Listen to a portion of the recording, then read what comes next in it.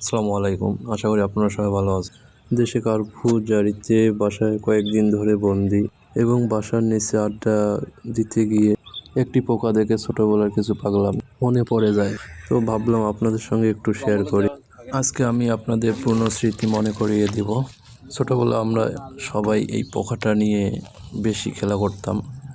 আপনারা অবশ্যই কমেন্ট করে জানাবেন আমি কি ধরার চেষ্টা করতেছি।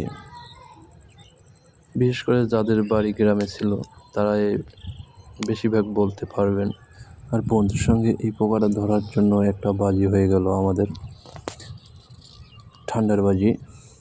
তো আমি বাজিতে জিততে পারলাম না। অবশেষে পোকাটা ধরার অনেক চেষ্টা করছি, তবুও পোকাটা ধরতে পারলাম না। ছোটোবেলায় অনেক ধরতাম, ভাবছিলাম যে এখনও ধরতে পারবো, কিন্তু আমি অবশেষে ব্যর্থ হয়ে গেলাম, বাজিতে হেরে গেলাম।